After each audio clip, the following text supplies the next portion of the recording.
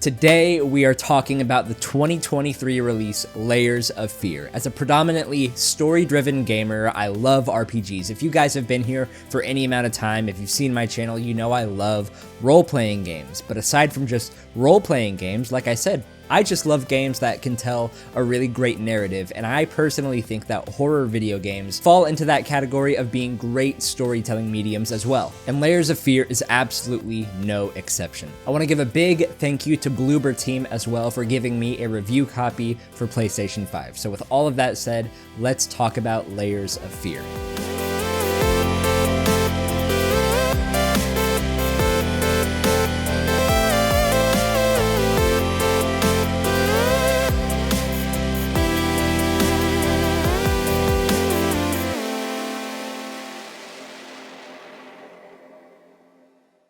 If you guys remember back in August of 2014, almost 10 years ago now, we saw the release of a demo called PT, Playable Teaser. This was a demo that was going to eventually lead to the release of Silent Hills, headed by Hideo Kojima and Guillermo del Toro, I believe. This was a huge event in gaming history, and just about every development team out there making horror games tried their best to capture the magic that PT was able to give us. And personally, of all of the games that I thought really captured that spirit of PT the best, it was Bloober Team with the 2016 release Layers of Fear. The game wasn't perfect by any means. It got generally mixed reviews all around, but it definitely had a cult following of its own, and I was in that cult. I really liked Layers of Fear back when I originally played it back in 2016. And aside from just Layers of Fear, along with its DLC and the sequel, Layers of Fear 2, Bloober Team is also responsible for The Medium, Blair Witch, Observer, and even the upcoming Silent Hill 2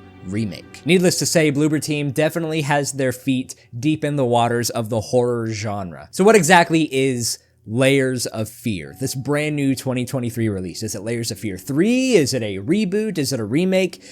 It's kind of a lot of things. Layers of Fear 2023 is a remake of Layers of Fear 1 and all of its DLC, and Layers of Fear 2, plus an additional scenario that binds all of these stories all together, and all of it has been redone in the Unreal Engine 5. Bloober Team has set out to create a Layers of Fear experience that basically makes the previous Layers of Fear releases obsolete. This is the definitive way to experience this narrative of Layers of Fear. So now that we know what it is, let's talk about the good. And like I mentioned, this is Layers of Fear 1 and 2, plus some extra goodies, all remade in Unreal Engine 5. So the visuals here are beautiful. I think that this is probably one of the best looking games of this genre with the amount of depth and polish that it has. Particularly if you're playing through the Layers of Fear 1 segment, you'll walk around and you'll see all of these paintings on canvas, and the way that they just pop, you get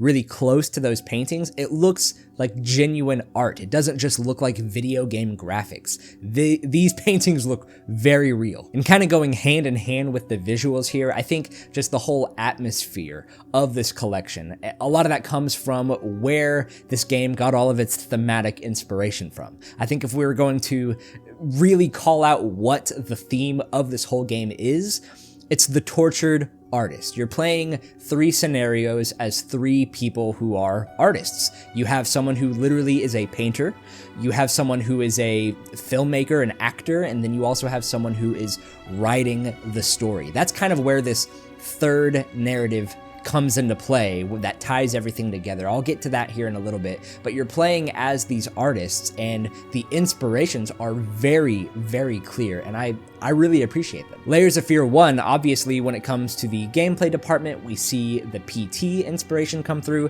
but thematically as well, you take old 1800s novels like The Picture of Dorian Gray, and that's essentially kind of a retelling of that story here. Layers of Fear 2 takes place on a boat and you're an actor, so much of the horror here is inspired of dozens of classic 70s and 80s horror films of that time. And even the new Writer's story takes some modern inspiration from movies like The Lighthouse. You can just tell that this package is wrapped up in all of the inspirations that created it, and it wears it on its sleeve, and I love that. In addition to this game being a remake of sorts, plus including some new story content, we do have a brand new piece of DLC for Layers of Fear 1 called The Final Note. The first Layers of Fear game has you in the shoes of a painter who is going crazy and is destroying his own life plus his family's life in the process. You play as him in the main campaign, and then in the first DLC, Inheritance, you play as his daughter, and then in The Final Note,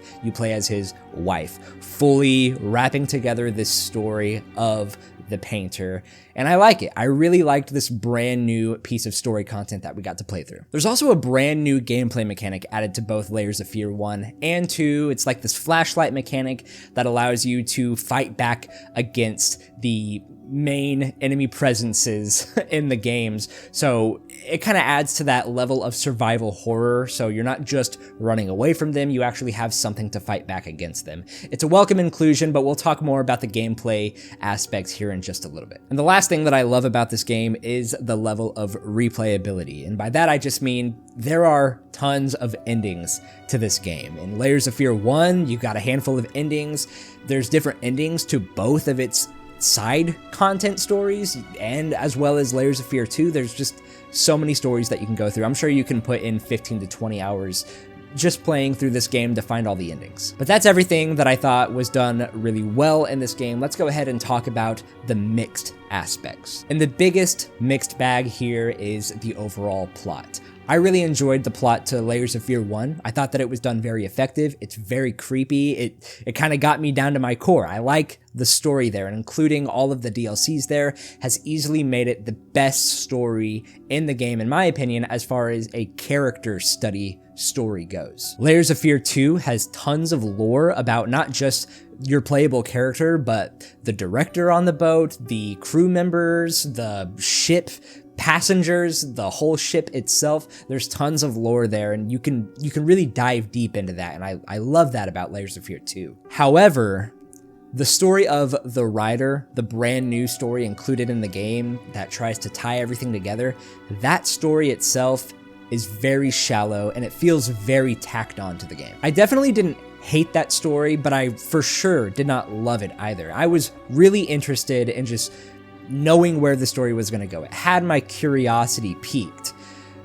but it all kind of fumbles together in the end, and it just left me feeling really unsatisfied by the end of all of it. And because this is a horror game, a lot of people are going to be coming here because they want to feel that rush that you get whenever you play a horror game. You want to feel anxious. You're excited to play the game with the lights off and everything.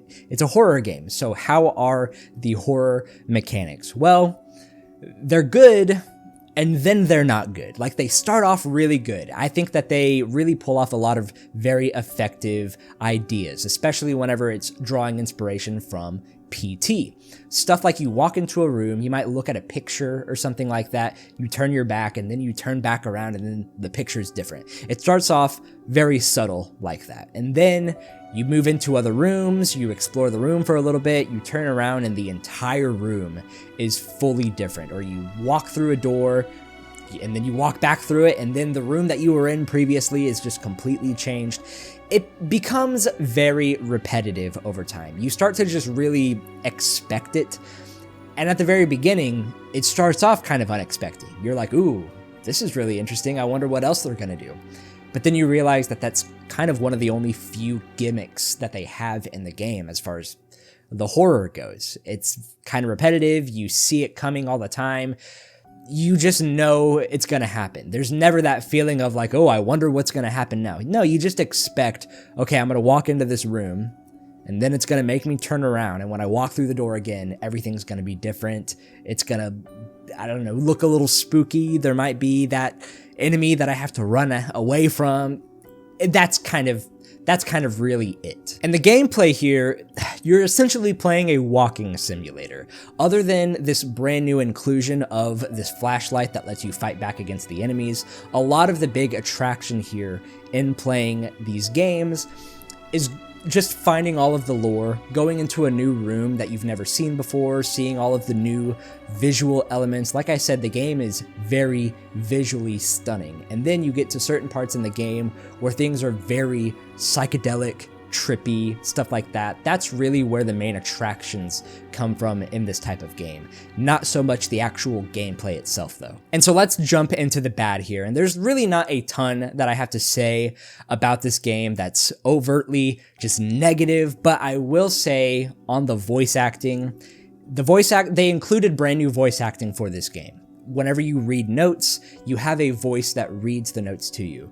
But I found lots of things to be desired about these voice acting performances. Mostly they just feel kind of uninspired. But then you have situations where when you're reading the note, you'll hear the voice actor saying the words on the paper, and then you'll start to realize that the voice acting is just off. Like the actual words that they're saying doesn't match up with the words either on the sheet of paper that you're reading or the dialogue box that's on the side that lets everything be more clear for you to read. There's always a matter of deciphering.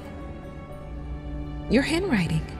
I'm sure you know it's not as beautiful as it used to. Stuff like that just kind of took me out of the experience a little bit. And then the last thing negative that I want to say about the game is just some of the glitches that I encountered. Nothing was way too crazy. For instance, whenever you start the game as the rider, you can go down some stairs, and every single time that I went up and down those stairs, the camera was shaking like crazy. It's like they didn't expect me to be going down the stairs as fast as I did, so it just kind of looked off when you're going up and down those stairs. But then there were a few kind of game-breaking bugs that I encountered, both of which were in the Inheritance and the Final Note DLC portions of the game.